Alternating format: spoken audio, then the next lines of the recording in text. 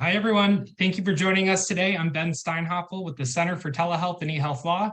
And I know we have a lot of new CTEL members and those that might be unaware of CTEL joining us today on Zoom and also on LinkedIn. But we're the Center for Telehealth and eHealth Law, and we're a 501c3 nonprofit telehealth research institute.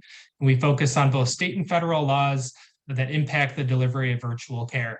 We're joined today for a conversation on virtual nursing, workforce strategies that facilitate cost reduction and care improvement. And before I hand it off to our brilliant speakers, I just want to remind everyone that CTEL is hosting a summit June 5th through 7th in Washington, D.C., and we're hosting a virtual summit the preceding week, the week of December 12 and 13, with executive branch agencies.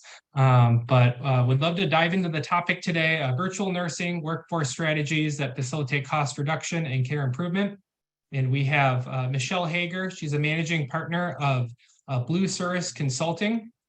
And Michelle is also a CTEL advisory board member. So thank you, Michelle, for your leadership. But Michelle has over 20 years of experience in healthcare IT, and she's dedicated her efforts to development of telehealth strategies for healthcare organizations across the country. And she's active in HIMSS, holding roles at the South Carolina chapter president, vice president of public policy, and a chapter advocate. She has also worked diligently through HIMSS to educate the industry on public health, care IT, public policy, and future IT strategic directions, including telehealth policy.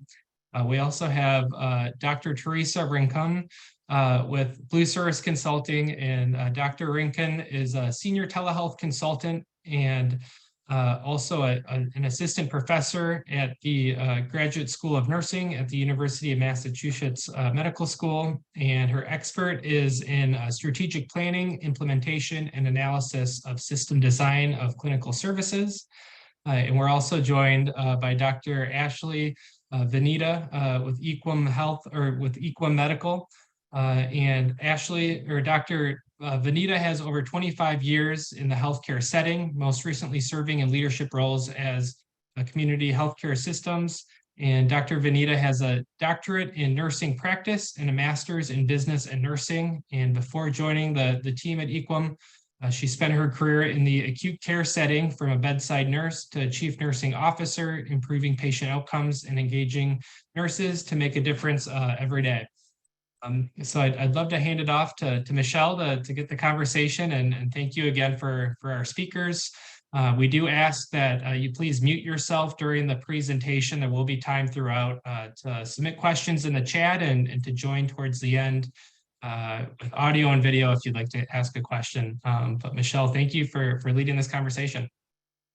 Absolutely. Thank you, Ben. Thank you, Krista. And thank you to the CTEL board for hosting us today. This important topic. I'm honored to be here with Dr. Ashley Venita and also Dr. Rincon, who I work with every day and so proud to work with. This is such a great topic. I think we want to start with level setting for those that may not have experience with virtual nursing, and talk a little bit about what you've done, Teresa, and what your perspective is, Ashley, on virtual nursing and what people can expect from that. What are the kind of the modalities around that? And Teresa, if you could start first. Sure. So thank you so much for all who've taken the time out to join us this afternoon. I'm honored to be here to get to speak on a topic that is near and dear to my heart. So I was a critical care nurse at a large health system in Northern California. And in 2003, January of 2003, 20 years ago, we started the first tele-ICU on the West Coast, the second in the nation. And I was a staff nurse at the time. So I got to be one of the first virtual nurses in the critical care, acute care, and emergency department settings that I knew. I only knew my other counterparts doing that. And there was really only a skeletal structure of what to do as a virtual nurse. And so we were really groundbreaking pioneers. And the work that we did helped shape what became the tele-ICU standards for critical care nurses. And that was first published by the American Association of Critical Care Nurses in around 2008. And so we finally got some publication looking at what is the practice of a nurse who's working remotely, who's not standing next to the patient. So this has been going on for a long time. Virtual nursing has been happening for even many years before that. So in the 1970s, there were nurse practitioners who were in very rural clinics, and they would connect to their supervising physicians using very crude, what we would call crude and low-tech audio video in order to supervise in areas where we just couldn't get physician providers. And so this is really not as new as we think it is. It's been around for a while, and I had the opportunity to be kind of at the cutting edge of how it was going to begin and how we would morph it into an actual practice. We just recently, at the American Association of Critical Care Nurses, I served on the task force, and we updated our consensus statement, which has a lot of information related to nurses working in the acute care setting, the critical care in the emergency department. So if you're interested in that, that is at the AACN website, and it's the tele-ICU consensus document. And we will be talking about that later on in this presentation, I know. And thank you for that, Teresa. And Ashley, from a leadership perspective, because I know you've held a lot of leadership roles in your career, talk about virtual nursing and what you've done in your career and what that's meant to you as a leader in an organization. Absolutely. Thank you for having me this afternoon. First, I would like to thank Teresa and the team that laid the foundation for virtual nursing. While we think it's new today, it isn't, although it is changing the way we deliver care. So for me as a leader, a virtual nurse can do anything that a bedside nurse can do that doesn't require touching that patient. So we can offload a lot of those administrative tasks, a lot of those burdens that nurses just don't have time to do anymore. And it really brings the joy back to nursing on two levels. One, on the bedside nurse, because now they have time to focus on that patient instead of doing those documentation tasks or those administrative tasks. And two, on the virtual nurse side, those nurses get to connect as well. So nurses who have left the bedside or no longer want to provide those 12 hours of care at the hospital level can continue to be a nurse, take care of patients, and bring joy back to their career path. And I know that I just read an article yesterday around the workforce shortage. This is across the board, but particularly in the nursing space. So when you think about this particular survey that I looked at was conducted by the American College of Healthcare Executives and asked CEOs what is their most important and the sort of the things that keep them up at night. And workforce challenges and specifically around nursing is number one, and then of course financials kind of is the number two when they look at the numbers. And this is an article that I just looked at, and from Revenue Cycle Intelligence, if anyone wants to search for that. When we think about this nursing shortage and how virtual nursing can help, particularly when you're working in multiple service lines, and how those can affect the patient care. Ashley, can you speak a little bit about that and how you kind of stitch those service lines together and how virtual nursing assists with that? Absolutely. So virtual nursing is not limited by the four walls of the organization. So if you're a bedside nurse or a travel nurse, you might have 5 patients or 6 patients. As a virtual nurse, you could take up to 30, and you can actually start that care in the emergency department. So that really helps with flow and throughput. So our virtual nurses start the admission care right there in the emergency department. They do everything that they need to do in the computer, and they go ahead and transfer them to the floor where there will be. So they give that handoff to the bedside nurse. So now instead of just 5 patients, we're taking care of 30 or 40, and we're pulling them through the organization instead of waiting on that queuing for the patient to come through. The other piece to that with virtual nurse is you're not limited. So I could be a triage nurse in the emergency department, or I could be an admission and discharge nurse for med surg. And I think that really gives us the flexibility as well as ROI. So you're not paying that travel nurse fee and you're not limited to those patient care ratios. You can work across the continuum. Absolutely. So these travel nurse fees is certainly something that's top of mind for CEOs. And obviously, because of the challenges around burnout and just general nursing challenges, we're also seeing more unionization of nurses, and that is also causing some financial pressure. So Teresa, speak a little bit about the operational benefits for folks that might be considering virtual nursing. How does that affect the clinical care? What are the challenges that those nurses that might be at the bedside or in those units, what are their challenges around that, or what are their thoughts on that? Sure. So I think one of the things to look at are the statistics around what we have seen projected for the nursing shortage. And the United States Bureau of Land Statistics, labor statistics, has indicated that we're probably going to see about a 6% or higher increased year over year for the next decade in the number of job openings for RNs. And we're looking at roughly somewhere above 200,000 openings per year. And that's just going to continue to increase. And for every percentage point that you can decrease nurse turnover in your organization, you can save roughly, I think it was somewhere around $262,000 for every percentage point. And if you think about it, that makes complete sense. I know sometimes in healthcare, cost avoidance is something we have trouble putting a number on, but this is a very easy ROI number to put a value around, because we know that we have to find these nurses. So we have to recruit them. That's costly. Then we have to go through a vetting and hiring process. That's also costly. And then once we get them on board, we have to go through an onboarding and training process. So every time we can reduce that turnover, right, that's real dollars to the organization. So as we think about that, that's the why we need to do this. The other reason why we need to do this is when we have an influx of new nurses in, we also increase the risk that we're going to have bad outcomes, because we know that the research shows, and so my PhD is in nursing, and we know that the research shows that nurses who have higher education and experience and cultures that are healthy work environments, that those things right there improve outcomes of patients. They reduce the chance of an error that can cause harm. So as we look at what are the problems we're trying to solve in an organization, it's multi-pronged.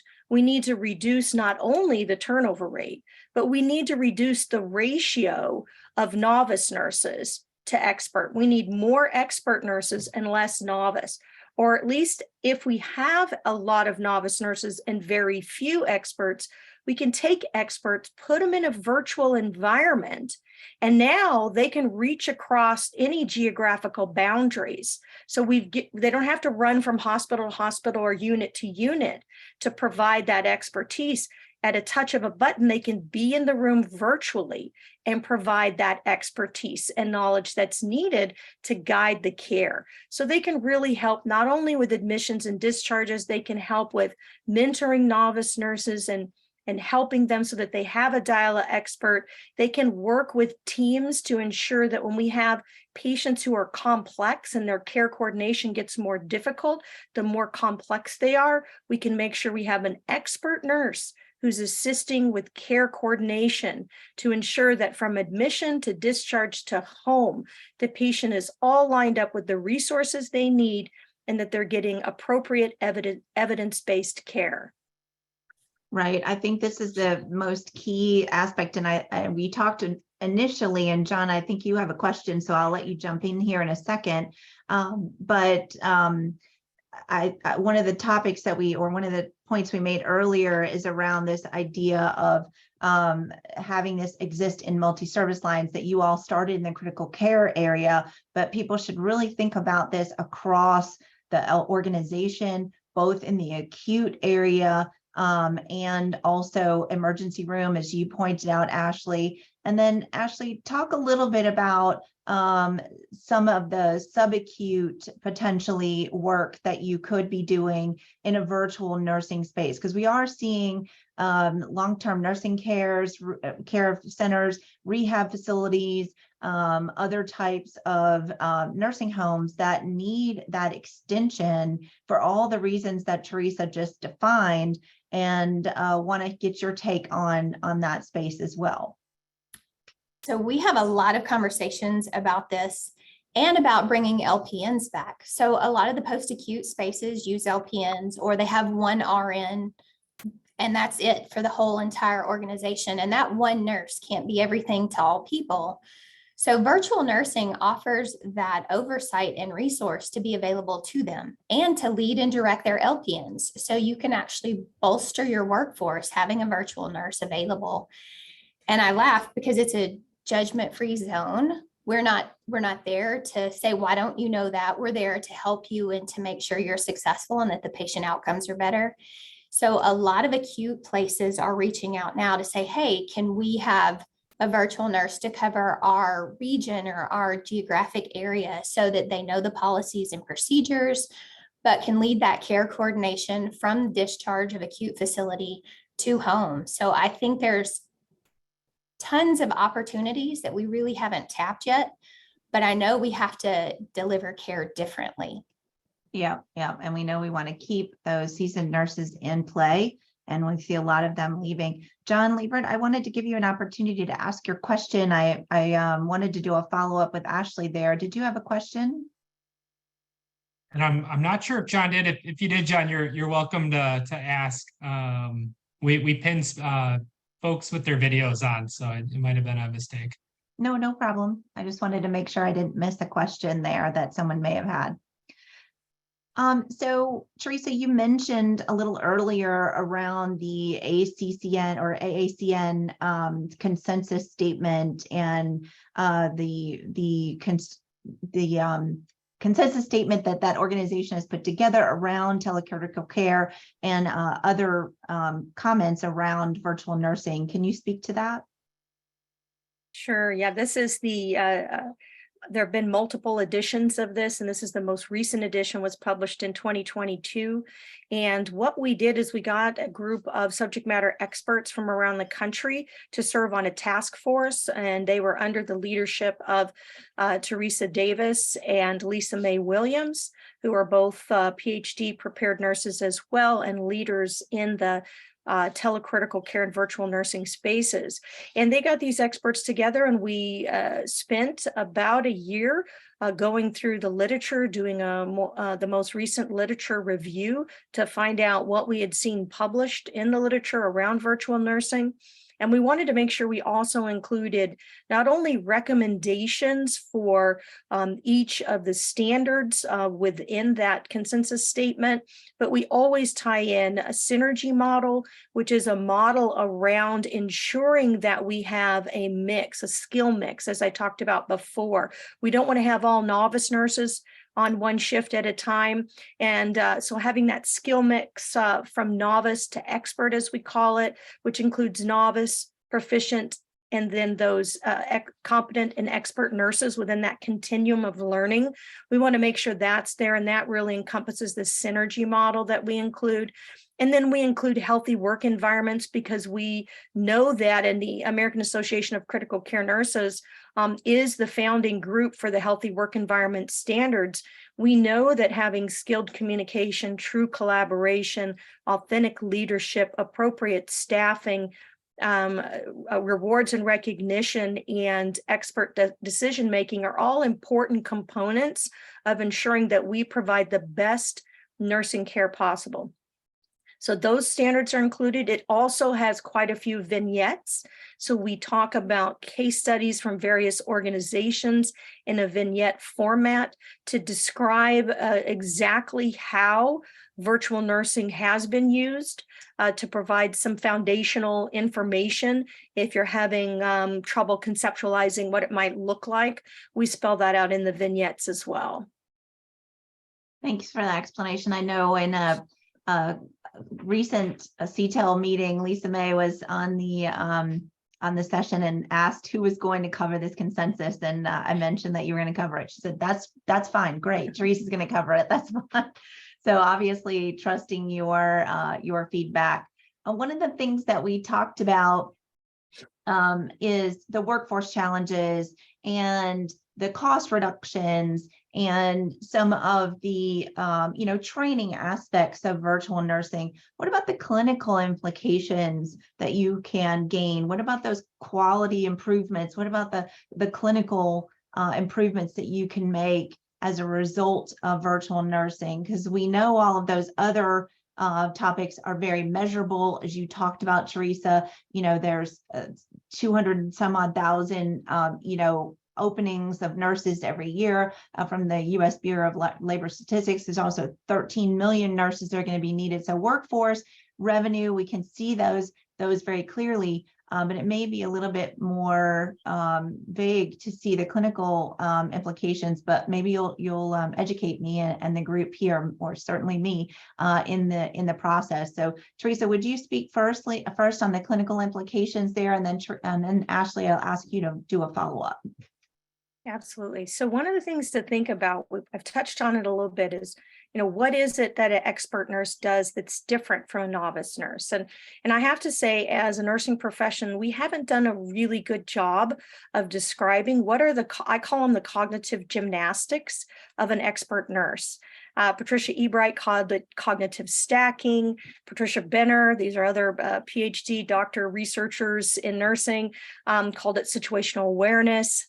So what is it about those things that an expert nurse does, right? And what we know is they're able to do the cognitive stacking, the situational awareness, the understanding, the deep understanding of analyzing a bunch of information coming at them in the form of vital sign monitors, mechanical ventilators, data from laboratory data, looking at the patient from a visual perspective, and they're able to take all that information, synthesize it, analyze it, and determine what is the next course of action that I need to do. And they do it in the matter of seconds and minutes. So it's very rapid that they're going through their mind and they're seeing information and analyzing it and determine the best course of clinical decision-making and action. And so how do we now support the novice nurse?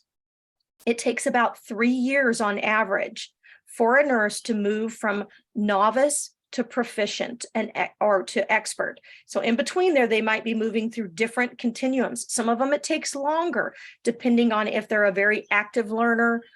For me, within a year and a half, I had taken and passed my advanced certification in critical care, but not all nurses do that. Some of them, it takes them 3 years before they're ready to take that exam. Some, it might be 5. So we have this continuum of learning and experiences that nurses have. And I can say, even when I was a bedside expert, I was expert in some things, and some things I didn't see very often. And so even as an expert, when we had the telecritical care where I was practicing at the bedside, I loved that I could hit a button and another fellow expert nurse would come in the room and I'd say, I haven't seen this in a while. This is what I'm thinking. Am I on the right track? And that gave me that expert to call. And so when we look at clinical outcomes, it should be quite intuitive, right? That if I have more knowledge, and I can think faster because I have that situational awareness and knowledge. When I have a patient in need, I can come up with the right clinical decision faster, and it's the right decision more frequently than someone who doesn't have that knowledge. When we also look at just the amount of alarms, when we're thinking in the acute care setting. So I did an analysis a few years back in an ICU. It was a 16-bed ICU, and in 1 month, they had over 178,000 bedside alarms. So these are the noisy alarms, the ones that are coming up on the monitors This is not any of the best practice advisory alerts that are also now hitting nurses at the bedside every time they open the chart electronically. So they're sifting through all of this information that they've got to sift through to try to figure out what they're going to do at the same time of trying to take care of the patient. So one of the things that an expert nurse can do is they can conduct surveillance. They can manage a lot of the alerts, and they can look at the 12 lead EKGs as they're observing those. They can look at the bedside monitor tracings. They can go in the room and evaluate the patient with a bedside nurse, and they can manage a lot of that information that's coming in and provide that expert guidance. The other thing, as we've talked about before, is managing admission and discharge. And it's not just from the task perspective, but if you're an expert in managing admission and discharge, then you know that the discharge process starts at admission. And so you're more keyed in and tuned into that patient and family unit because you're focused on and thinking about, I need to make sure we get the patient on the right care trajectory now because they're being admitted, but I also am thinking about the full care continuum, and I'm preparing them to go home starting today. And so then you have experts in that. And so they can reduce readmissions, especially for your complex patients. So that's another care indicator or metric that you can measure. Your chronic health patients, if you're having trouble with a lot of readmissions, you're getting penalties, right? Not only are you losing money because these patients will have complications and many times stay longer than the DRGs are going to pay for, but you could be being penalized as well and losing money that way. And so in this way, you can actually have a financial impact and a quality of life and better care quality impact when you look at your complex patients. So that's just a couple of examples, and I'm sure Ashley's probably got a few more. Absolutely. Yes. Go ahead, Ashley. So I would just add to that, it's more about process change and adding that level of expert nurse than it is adding another body, because it's really about role delineation. And as an expert nurse, I can do those things that are often overlooked, like CAUTIs and CLABSIs. Do they still need that central line? As a nurse who has all these patients, that might not be my priority. So as we work with hospitals and shareholders, and we love to work with the bedside nurses, like, if I could take one thing off your plate that would make your job easier, what would it be? Often they come up with those things that everybody is measuring. So those CAUTIs, CLABSIs, do they still need a central line? Do they still need a Foley catheter? Can you do this for me? Or I don't have time to do this education. So that expert nurse can do the care coordination and work with the physicians as well. I mean, as a virtual nurse, you can round every day. So that communication is never lost. And then we have the time to go back and communicate when that staff nurse is available and ready to receive the information.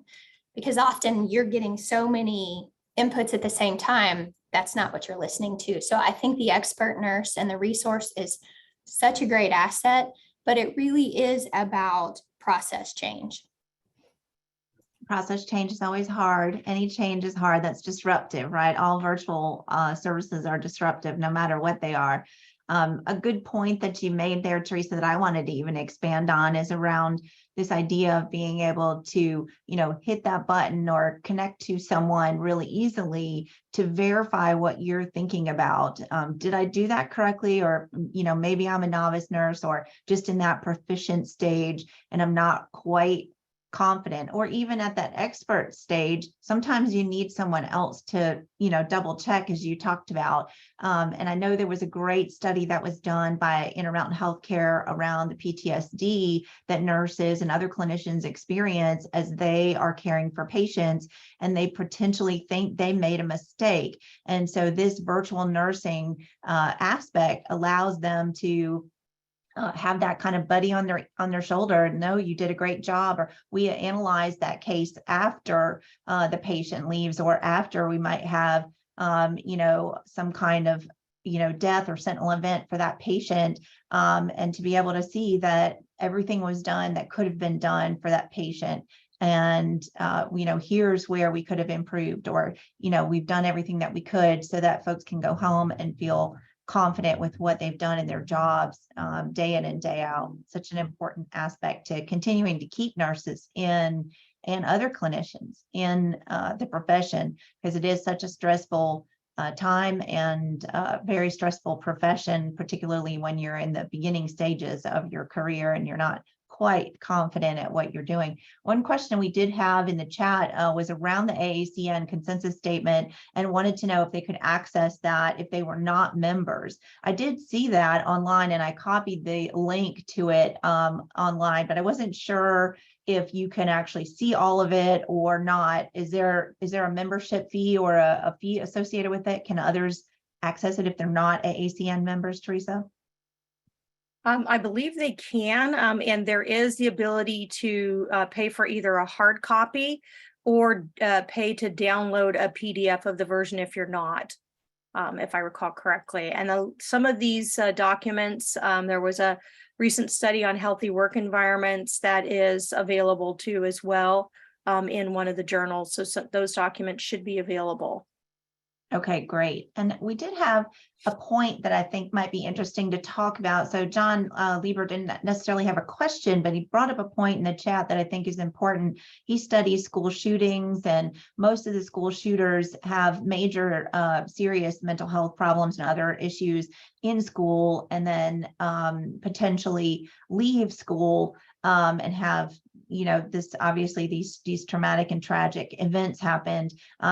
He talked a little bit about in his chat how school nursing programs need to be upgraded, and obviously address some of these topics as well as others. Do you think that the virtual nursing program, this is stretching the edges, I think, but do you think that a virtual nursing program could be applied in this way in the school environment?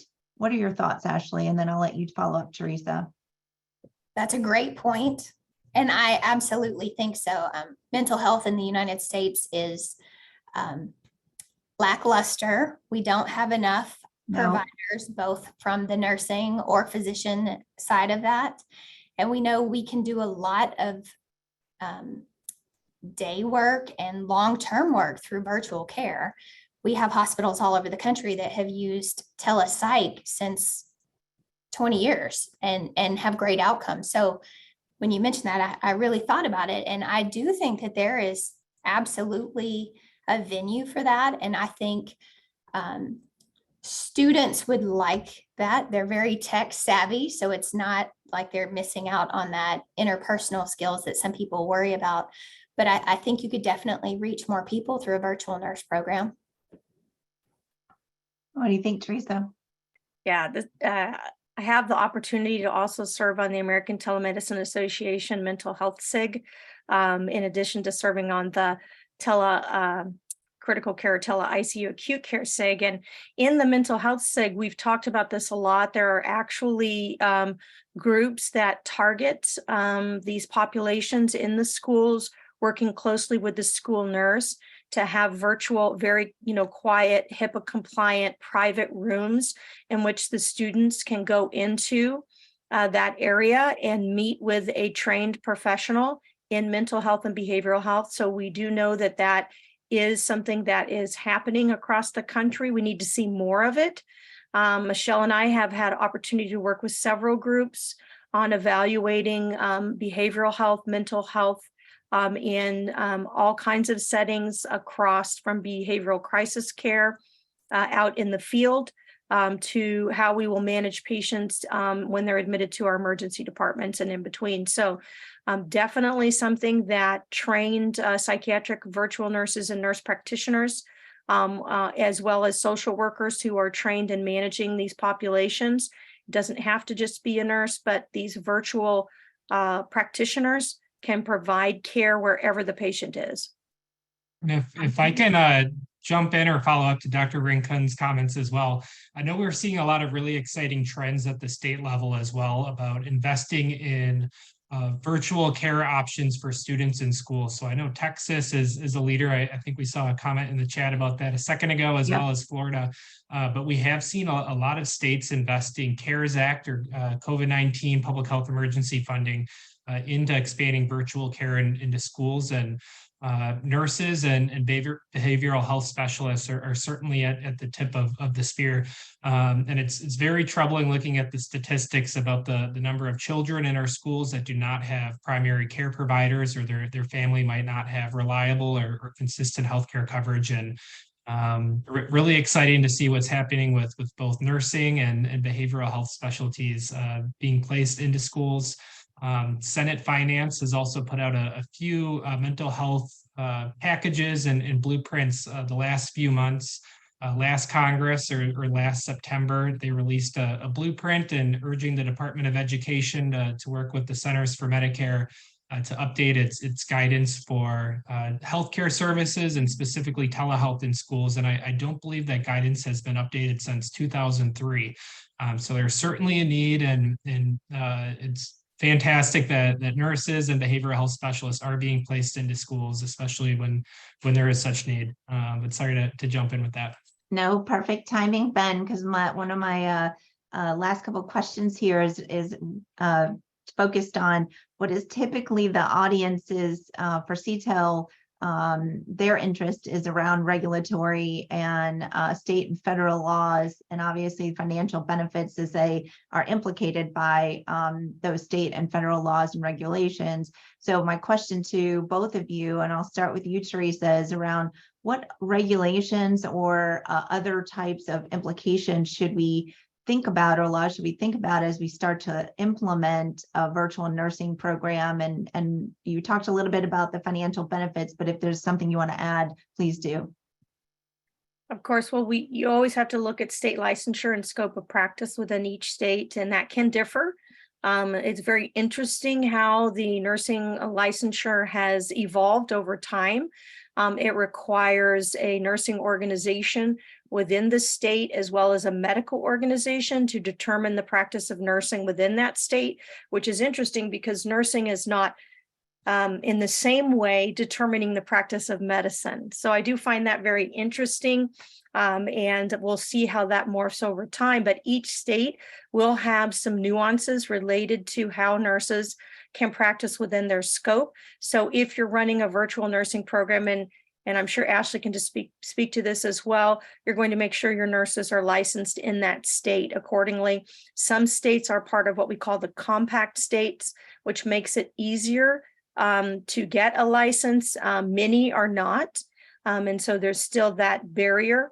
And then just from the standpoint of telehealth in general, if we have federal regulations required around telehealth, and then we have individual state requirements and regulations, and then we have Joint Commission standards around telehealth, and the list goes on and on. So you do need to make sure that you understand what those standards are. And most people do, because they're practicing within a specific organization in a specific state. But whichever one is the most stringent, that's the one you're going to be held to. So if the state laws are more stringent than the federal laws, then you're going to need to make sure that you lean towards the state requirement or standard on a particular item to ensure that you're compliant. So there's great resources online down at the state level that you can go to that will provide information. I'm sure Michelle's probably typing one in the chat now that you can get to, but there's a lot of great resources online, including CTEL has done a lot of work researching, analyzing, and providing information back at the state and federal level. Absolutely. And before I let you jump in there, Ashley, I apologize. I just wanted to add in that we know that some states are actually pulling out of the nursing compact. So Arizona, for example, is pulling out of it. So being careful around whether or not you are in a nursing compact, which you may be aware of since you're in that state. But if you want to operate in multi-states with a program like this, where you may have a hub and spoke type of model, if you're a large healthcare facility or you operate in multiple states, it's something to consider. And Ashley, what would you have to add? I agree with all of that. Took the words right out of my mouth. it is very important. We do operate across multiple states, and so all of our personnel are licensed in the state where the patient resides. So while we don't reside there, that's number one. We also, and Teresa mentioned Joint Commission or any other accrediting body, we make sure that we meet all those requirements as if we were in your building every day, all day long. So same with policies and procedures, while it might be across different hospitals or different states, it's very important that you meet every one of those criteria. Absolutely. And before we open it up to questions, I just wanted to ask a really practical question that if you are starting your own virtual nursing program, which you can do on your own, or you can speak to someone like Ashley at Equum Medical. If you decide to do that, what does the staffing look like? What are the kinds of questions that you should be asking folks, and what kind of staff, what types of staff should you be looking for to fill these types of virtual nursing roles? Is it just any nurse that might not want to be on the floor anymore? What are your thoughts, Ashley? And I'll let you follow up, Teresa. No, you need to have, we call it the AAA. So they need to be able, they need to be amiable, and they need to be available. So while I've been a nurse, I may not have that personality to connect with people through a computer screen, or I may not be a resource that a novice nurse would come to because I am mean and judgmental and I eat my young. So it's very important to look at the whole person. And my number one thing would be to start with the end in mind. So what are you solving for? Is it the novice nurse? Is it your throughput? Is it your flow? And then connect those stakeholders so that you can identify the person that will fit into that. It's going to help you accomplish that. You don't want those late adopters. You also want somebody who's very amiable to a process change, because it is, and technology is part of the burden in healthcare. And so how we can work through that together. So those are my, what we hire for. It's very important to us. It's not just a nurse who wants to be away from the bedside. Good point. Teresa? Well, we in the acute care and critical care spaces, and I think this would be translatable to any environment, we looked for nurses who were had their advanced certifications in an environment. So advanced certification in critical care would be a CCRN.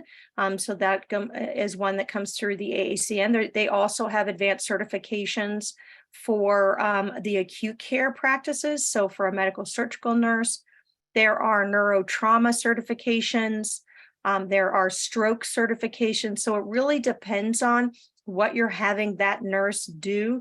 You're going to want them to have advanced knowledge. And this not only assists with that expert situational awareness knowledge because they've been a nurse for a long time, but they also become expert in whatever it is the problem that you're trying to solve. We also did a lot of work around sepsis screening. So identifying patients with sepsis in the organizations I've worked at. And once we identified them, making sure that our nurses were experts in implementing the sepsis bundle. I know a lot of you that are in the acute care space are probably struggling with that SEP1 CMS measure. And so making sure you've got those expert nurses conducting surveillance and then ensuring that those quality metrics are met. So again, giving them advanced certification and training. I see some of my fellow nurse leaders for telecritical care and teleacute on this webinar, so I'm sure they're nodding their heads right now going, thank you for mentioning that. Most of us made it a requirement to work in those units. And with time, of course, if they were expert and they didn't have that certification, we'd give them about 18 months to 2 years to get their certification. But that's another thing that we found was important. Absolutely. Those are great points. I thank you for that. And we're right at about quarter till the hour. So I wanted to allow for questions if there are any from the audience. I know we've asked a few along the way, but want to open it up for any questions. Wonderful. And thank you, Michelle. And I know I have a quick question before we open it up to the group as well.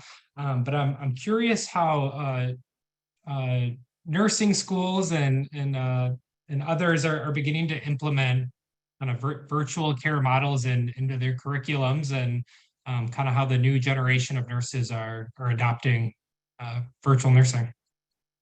Good point. Do you want to start, Teresa? We're not seeing it as much as we would like to. So as an assistant professor, I can say that we're not seeing it enough. I introduce it to our DNP students through the bioinformatics course that I teach. We have a day we do telehealth Shark Tank pitches. So they prepare ahead of time, reading materials, watching videos of webinars like this. And then they put together a short pitch to the faculty of a fake, doesn't have to be real, but could be a real project, of a project they'd like to get funded. So really trying to get them to operationalize using the tools, the digital health tools and technology to provide better, safer care. We know that patients, when they're in their home, that they can use these technologies, but we can also use these technologies, as we mentioned, across the care continuum, including in the inpatient, acute care, critical care, emergency department, pediatrics, NICU. I've had the privilege of helping many different clinical use cases be spread out. So we do want to start to see that more. There are a few universities, and I'd have to look them up to make sure I include the correct ones, that are starting to include it in their curriculum for nursing. UC Davis has been including the use of telehealth tools in their medical rule track for 20 years. So they were one of the first ones to really focus on. When I'm planning, if the person is planning to work in medicine in a rural area, they learned how to be the facilitator of these tools so they could connect with specialists. So we are seeing it more and more, but we need it to be ingrained in our education at a much higher level. I would Fantastic. I would go as far to say we could use virtual nursing in the instructor roles as well. I know here in this area, we can't get enough instructors. That's part of our nursing shortage problem. So in thinking of the broader application of virtual nursing, we have amazing expert nurses that could help the next generation of nursing students if we were to apply it correctly. This is Nina Antonetti. I teach a 10-week course in a School of Nursing in Chicago. This will be the 5th semester. I've done that, and it goes over all aspects of telehealth and also the different roles nurses can play in telehealth as well. Yeah, thank you, Nina. Yeah, that program. And I was also going to point out that I know from our work, Old Dominion University has also a telehealth program with their nurses, their nursing program. I'm not sure if Dr. Tina Gustin is actually on the line. She might be able to speak to it a little bit, or Carolyn from that program, but that's been in place for some time before COVID, and then it's also been collaborative with Cornell Medical School. So both the nurses and the obviously medical students and future physicians have access to that as well. So I think that's happening more and more. Most of these universities and colleges are looking to do this as part of an effort to certify folks in a virtual health in general. And so it becomes a certificate program that they can offer that obviously assists their students as they move through and they get their certificates at the end, but they also can certify existing folks in careers that may want to get a certificate after their career, after they've been working in their career a little bit. I'm sorry to interrupt. Go ahead. Do you want to mention the virtual nurse certification that's coming? Go right ahead. A lot of people asking about it. No, yeah, please do. I don't know as much about that as do you. If you know about it, go for it. Yeah, I believe that's the one through the, there is one that's coming through from one of the surgical nursing societies, and I believe ANA is also has one. So there are some virtual nursing certificate programs that are out there. The AACN has had the critical care nurse, the CCRNE, that's been around for quite a few years now as well. So those nurses that have moved from working in a environment in which they're physically touching the patient and they're now working in a virtual environment, they can recert for their advanced certifications through the AACN. That's been around since around 2006 or 8, I believe. They started that out about the same time they released the first consensus statement that was called the practice guidelines at that time. So those are a few of them, but there are more that are springing up, and definitely more universities. I know University of Wisconsin, Madison, since we called out a few others. I hate to start calling them out because then I'll miss somebody, but they're another one that has basic telehealth practice online training as well as training in their curriculum. So there's quite a few that are starting to include this in their curriculum. One thing, I know, Ben, you've opened it up for questions for folks to jump in on the audio and video for any additional questions or comments that they may have around this. One thing I wanted to share is we've recently had a client who was looking to do some of this virtual programming programs, including virtual nursing, from a hub organization to a rural organization, which was great. But the challenge that we found was not that the law didn't allow it or that it wouldn't be, there wouldn't be a return on investment on it, or that the people weren't licensed in that area. All of those things happened. What happened was the rural organization had a requirement in their operating agreement that a certain level of clinician had to be present in order to be able to have someone come in virtually. So you have to watch your operating agreements as well as your bylaws and make sure that you're not violating, anything that's internal, or change that so that you can do any of your virtual programs that way. Can I just ask a question? Please do. Okay, I'm not sure how this works. I work with the Ingram School of Nursing in McGill in Montreal, and there's a nursing program there with it's 3 nurses and a trauma surgeon, and we've been trying to develop services for remote areas of Quebec and all of Canada, and of course, most of Canada is remote. And this was partially fueled by the death of Natasha Richardson, as you recall. It was a rather tragic situation. This lady had a fall. She allegedly refused to get into the ambulance. It was because she was on the bunny slope. Right. She was confused. The ambulance left, went back to a trauma center. They actually did have a trauma center in this rather remote area of Quebec.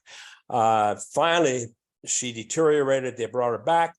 She went to the trauma center, which had a CAT scan and somebody who could have done burr holes. Instead of doing anything, they put her in an ambulance, sent her to the Montreal airport, which is an hour away, and sent her to New York, and she barely got back to New York and died. She had, of course, a extradural hemorrhage, which should have been picked up. And the problem that we've had, and I'll just wind this up real quickly, is that we were going along really well. I was brought in by technology transfer of McGill University, and then there was a change of deans. And this is not peculiar to McGill. I've seen it at University of Wisconsin and other schools. University of Wisconsin, Eau Claire, not Madison, because I didn't want to get Madison's a different story.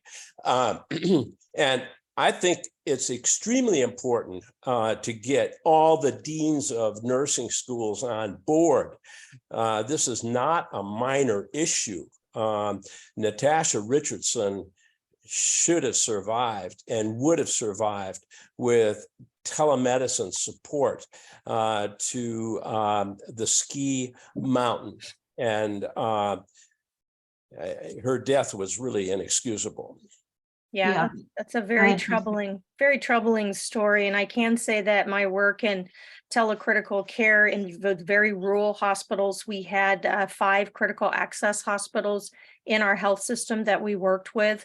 And I can tell you multiple stories in which the virtual nurse was the one who, through assessment over the camera, caught something that saved a patient's life. And we were able to provide life-saving therapeutic interventions on site until we could make that decision and stabilize the patient enough for transfer.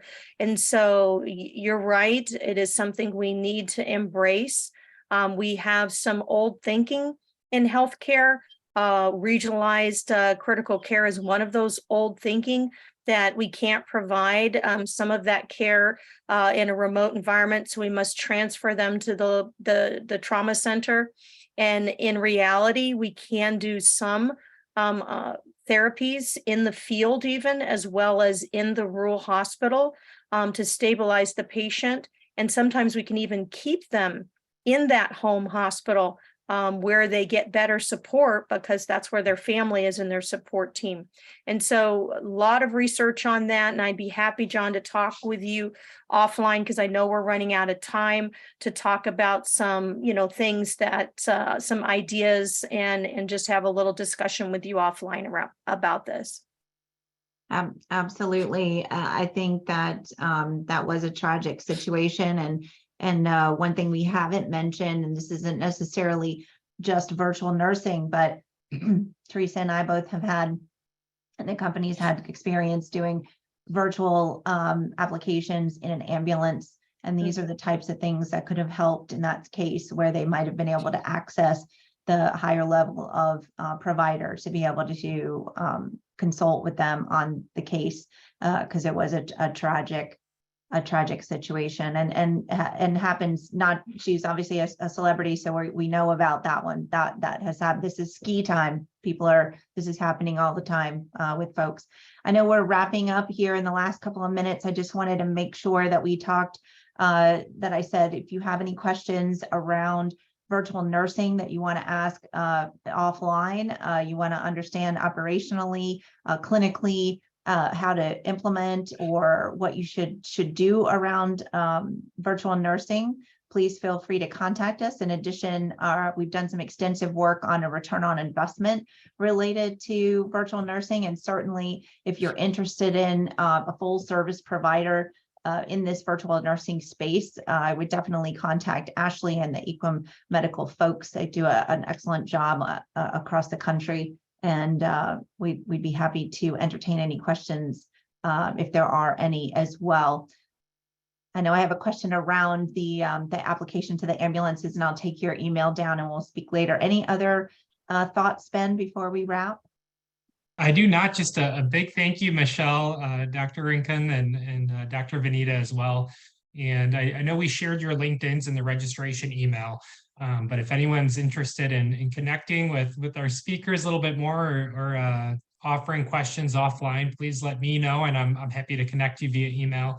But thank you for the discussion today, and for everyone for taking time out of their day to join us today. Definitely. And thank you to everyone who attended, and thanks, CTEL, for hosting us. Really appreciate it. Thank you.